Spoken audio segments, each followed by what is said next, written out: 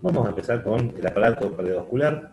Vamos a ir recordando que va a participar el corazón, va a tener los vasos sanguíneos que van a dividirse en arterias, venas y capilares. Dentro de lo que es las arterias, vamos a recordar, por un lado, que las arterias son las que transportan oxígeno y nutrientes desde el corazón a los tejidos, ¿sí?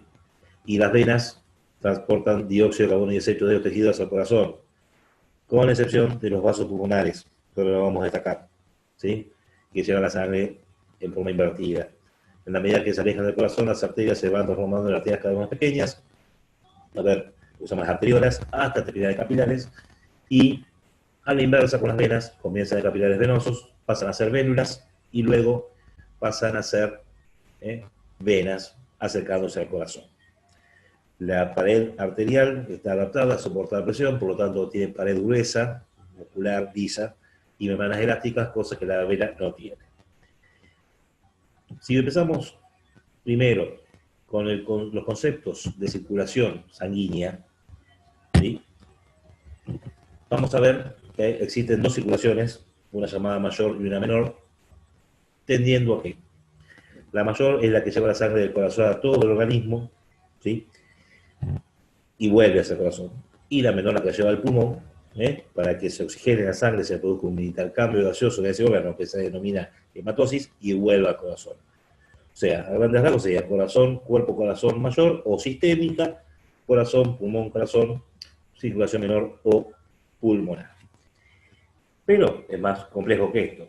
Acá en el esquema, vamos a correr un poquito esta cosita de acá, vamos a ver que el corazón consta de 4 cavidades, 2 posteriores y superiores, que son las aurículas, derecha e izquierda, separadas por un tabique interauricular, y hacia abajo y adelante, 2 cavidades, que son los ventrículos, derecho e izquierdo, separados entre sí por un tabique interventricular.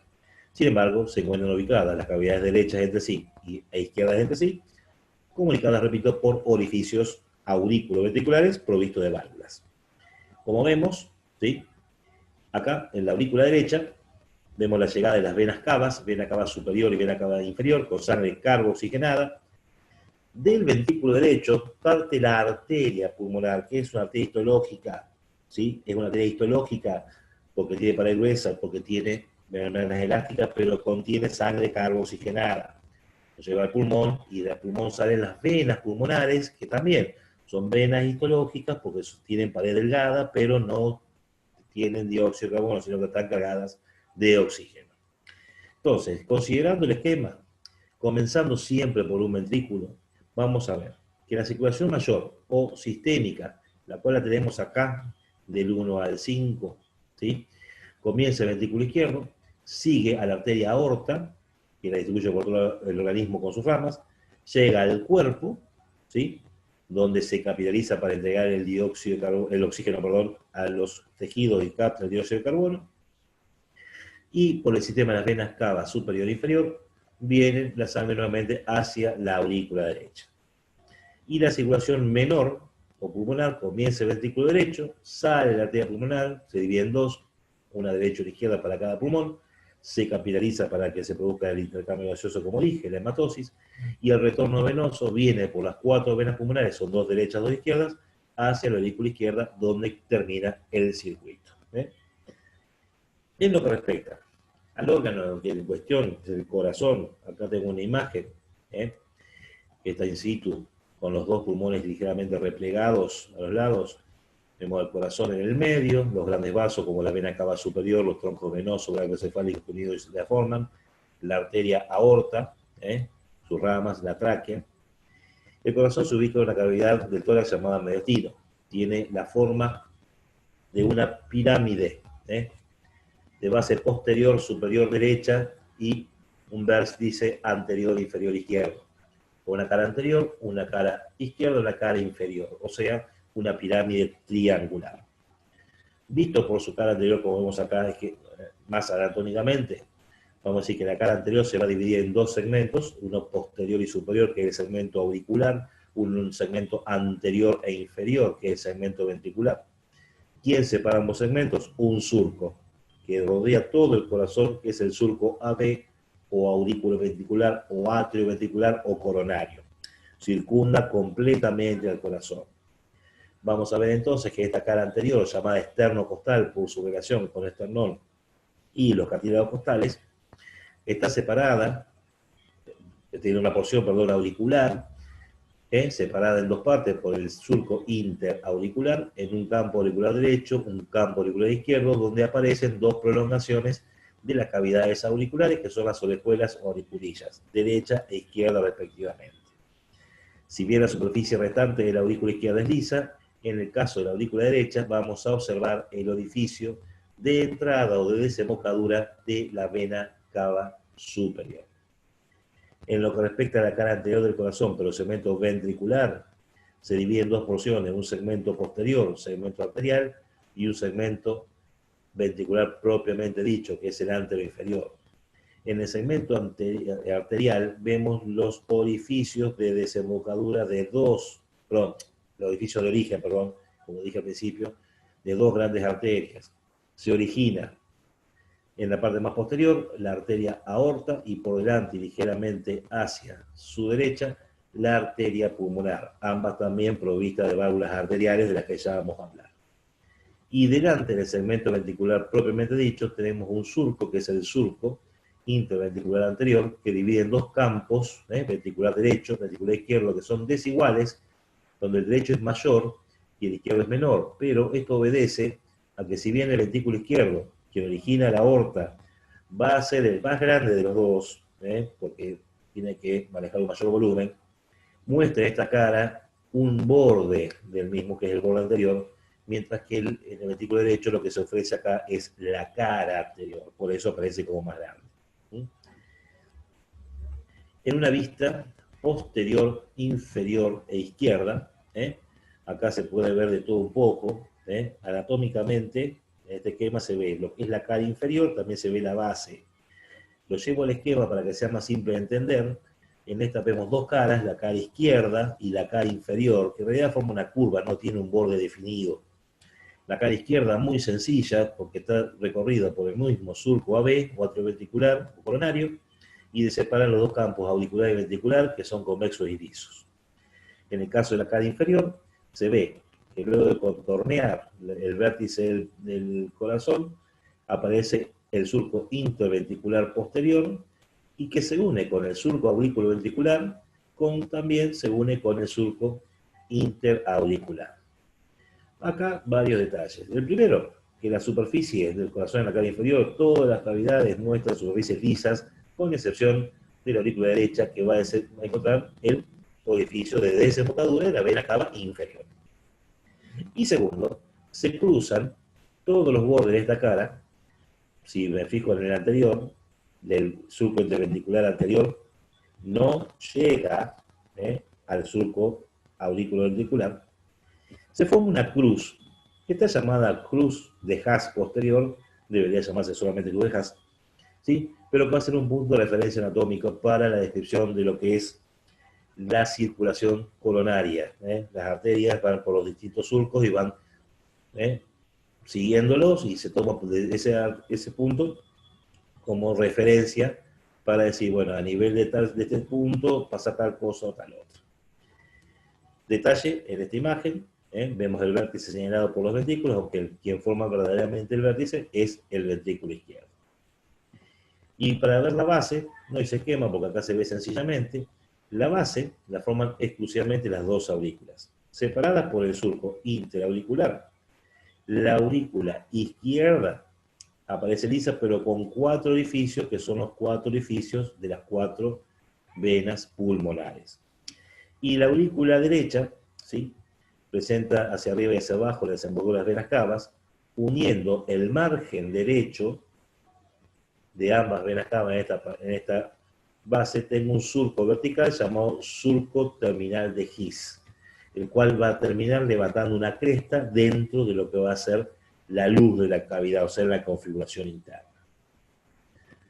Para pasar a la configuración interna, les digo, el corazón, como un gran vaso sanguíneo, tiene 3 túnicas. La interna, que es el endocardio, la media, que es el miocardio, que es la capa muscular, la capa funcional, y la más periférica es el pericardio, dividido en pericardio seroso y pericardio fibroso anatómicamente. En un corte longitudinal, como vimos al principio, vemos que el espesor de las cavidades, de las paredes de las cavidades es diferente, ya que las aurículas son membranosas. Los ventrículos son más gruesos, tienen mayor espesor, destacando que la pared más gruesa tiene ventrículo izquierdo. Pero no obstante, hay un tabique interventricular, el cual me muestra que tiene una porción muscular que va a ser la porción de mayor espesor de todo el corazón. Aunque tiene una pared delgada, que es el segmento o porción membranosa del tabique.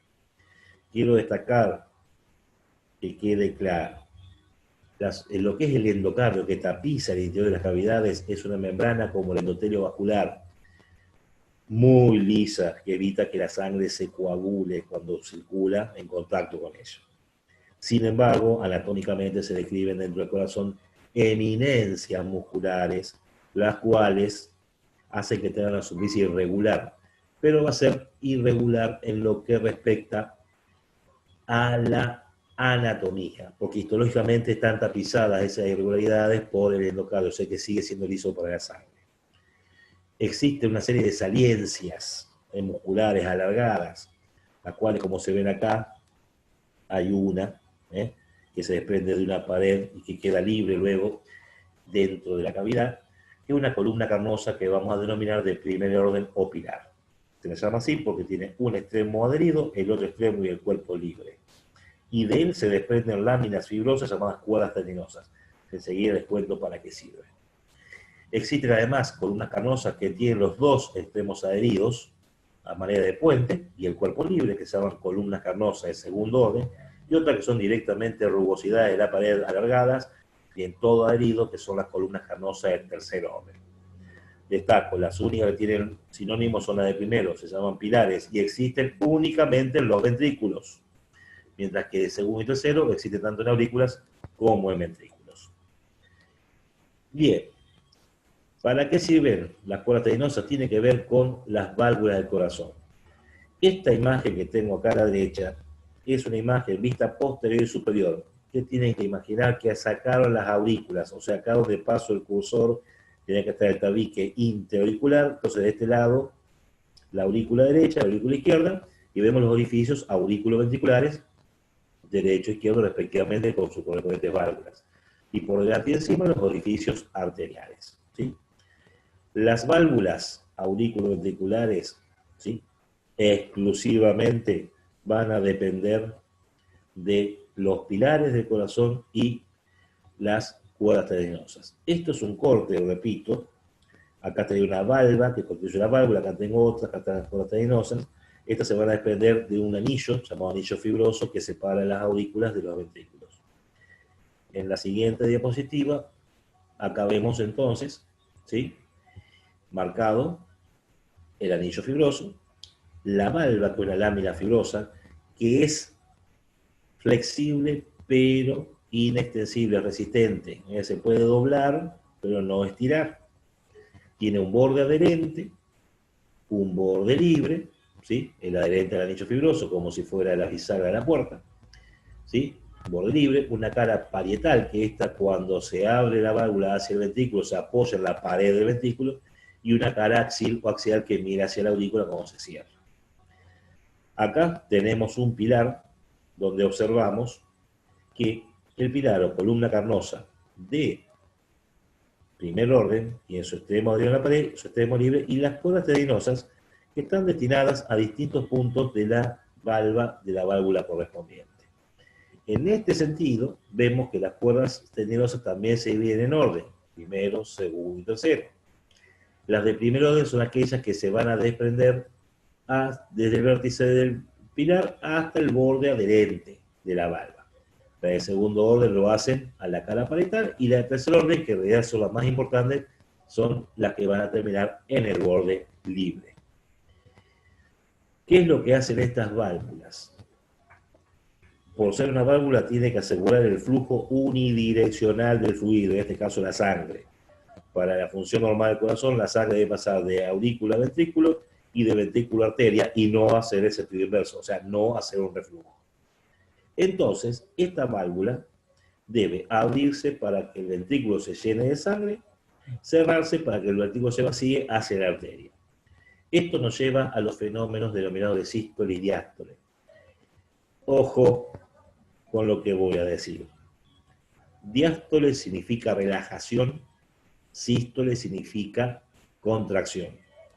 Pero existe la diástole auricular como la sístole auricular y la diástole ventricular como la sístole ventricular. Los términos anatómicos hacen referencia siempre al ventrículo. O sea que si yo acá pongo diástole, es porque es diástole ventricular, que interpreto que la aurícula en ese momento hace la sístole para vaciarse y llenar el ventrículo. Y cuando el ventrículo está en sístole para vaciarse, la aurícula entra en diástole para llenarse. Entonces se produce una especie de mecanismo así, combinado.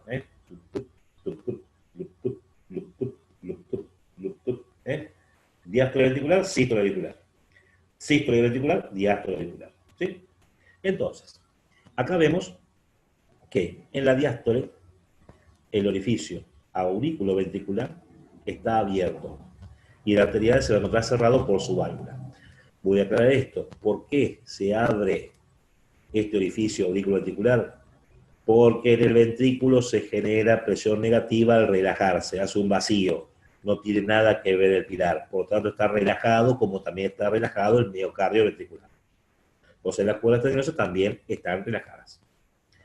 En cambio, a la sístole, cuando se produce la contracción ventricular, la sangre va a querer escapar por el orificio más grande que el atrio ventricular o aurículo ventricular. Entonces, que se empuja a las valvas hacia la aurícula. Simultáneamente, el pilar también se contrae en sentido inverso, para que de esa manera las cuerdas tendinosas se tensen, ¿sí?, lo más rápido posible y se cierre herméticamente el orificio auriculoventricular. Con toda esa presión acumulada, lo que se logra es que la válvula arterial se abra, que estaba cerrada en la diástole, y de esta manera entonces sale la sangre hacia la arteria correspondiente. ¿Sí? Cuando se produce la diástole, la sangre que está en la arteria se va a querer volver hacia el ventrículo, pero por esa razón la válvula arterial se cierra. Ahora, ¿cómo una válvula arterial? Lo tenemos acá al lado. Acá la válvula aórtica está abierta totalmente. Acá en realidad las tres valvas están básicamente en contacto en el centro. Vamos a ver, por ejemplo, en este dibujo acá, ¿sí?, en el cursor, hasta el de arriba con la válvula totalmente cerrada. Acá está abierta, acá está cerrada, están las tres valvas en el centro.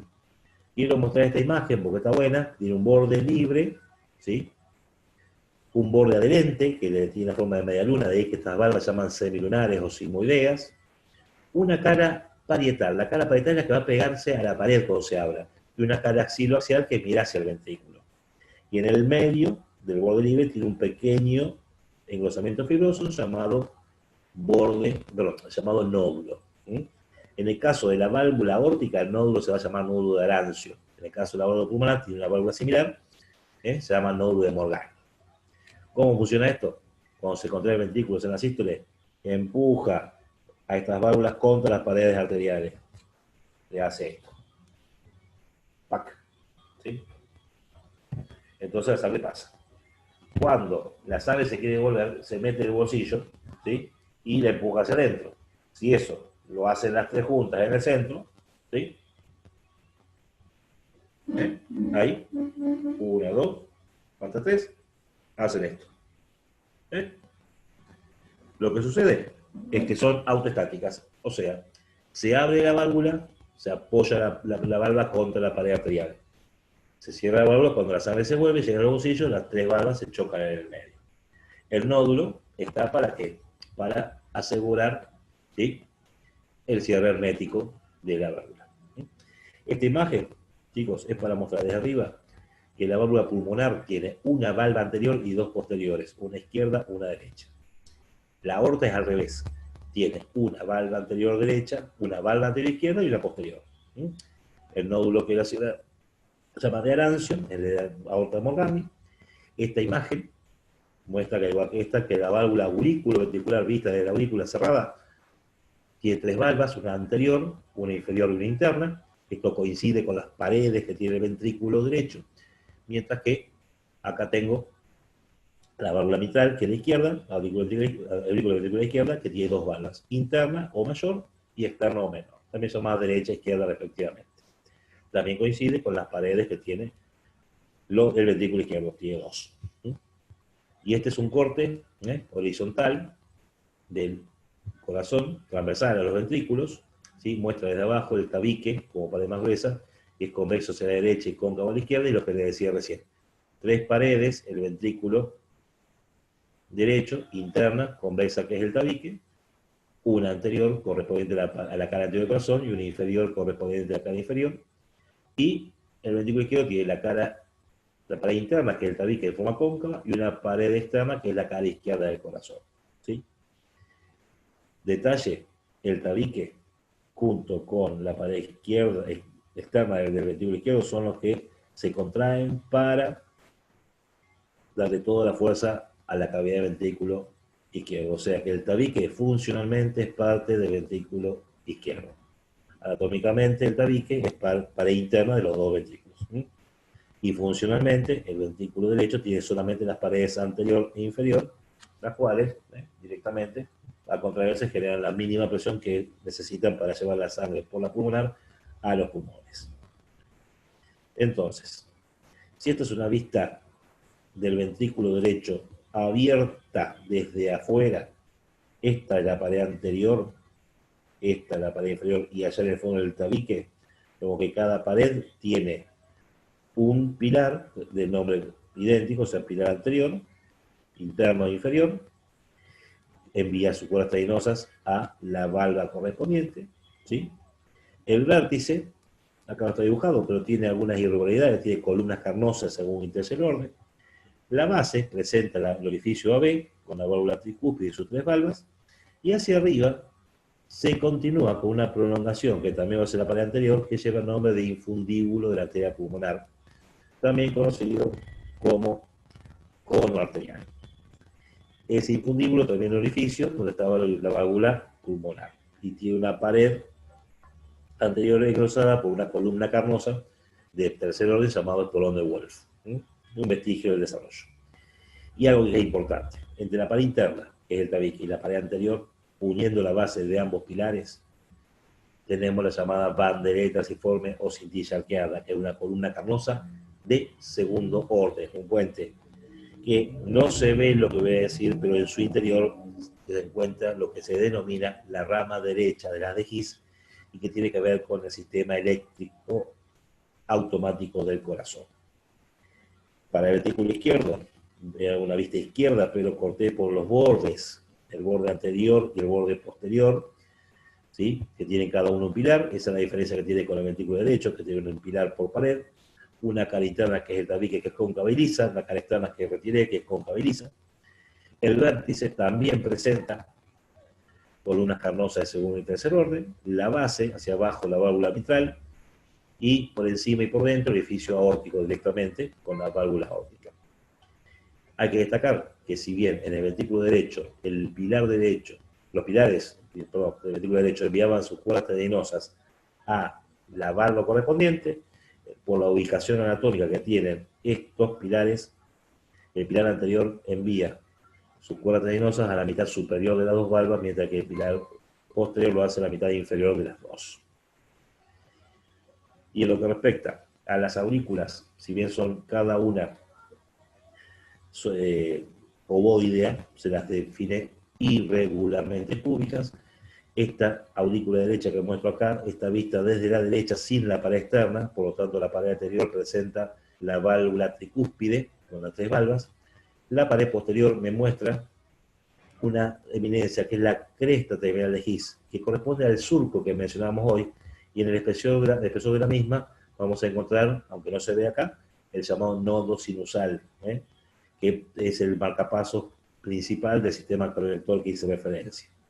Y por dentro de esta cresta de His, en la parte media de la pared posterior, tengo una eminencia horizontal, llamado tubérculo de Lower o intravenoso, que se encuentra entre ambos orificios de las venas cavas. ¿Sí?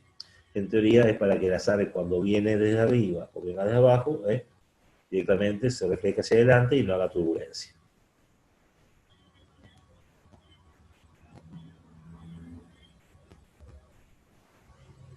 Por supuesto.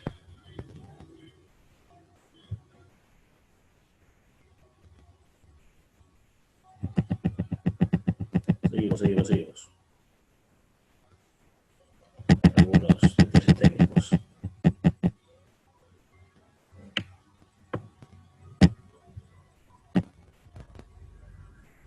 Perdón. No sé qué pasó. Que se dice en el final de la presentación, pero todavía estamos grabando. Bien. En lo que respecta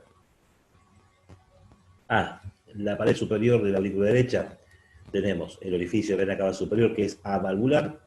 La pared inferior presenta el orificio de la vena cava inferior, que tiene una válvula incompleta llamada válvula de Eustaquio, y delante de este y hacia adentro otro orificio también con una válvula incompleta, que es la válvula de Tebecio en el orificio del seno coronario. Siendo el seno coronario la desembocadura de la vena coronaria mayor que trae la sangre del propio corazón.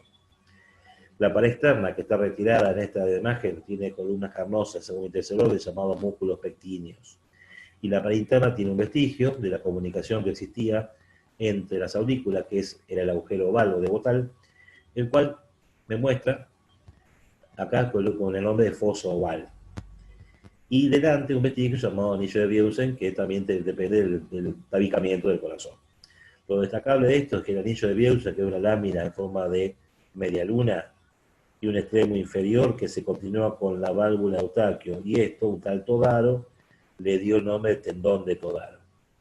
Considerando el tendón de Todaro con el orificio del seno coronario y la válvula interna tricúspide, toda esta zona sombreada, el número 2, lleva el nombre de trígono de Todaro o triángulo de Koch, que es donde vamos a tener que ubicar luego, bien en el piso de la aurícula contra el tabique, el nodo AB, que es el nodo auriculoventricular, que es el marcapaso secundario, que tiene que ver también con el cardiolector.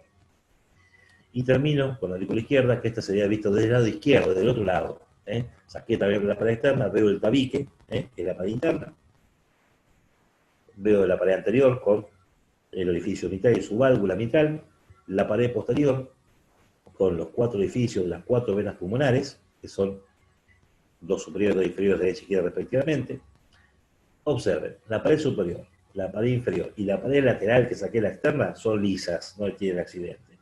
Y la pared interna, que es el tabique, como corresponde al tabique, si bien del lado derecho dije que estaba la fosa oval, acá veo la eminencia oval, como parte de lo que es el agujero oval o de Botal, que es los vestigios. Y delante, 2 pequeños vestigios también para mencionar, que son la fosita preceptal y el repliegue semilunar. Bueno, esto ha sido todo. Muchas gracias. Ya nos encontraremos luego con la parte de cardiolector, coronaria, pericardio.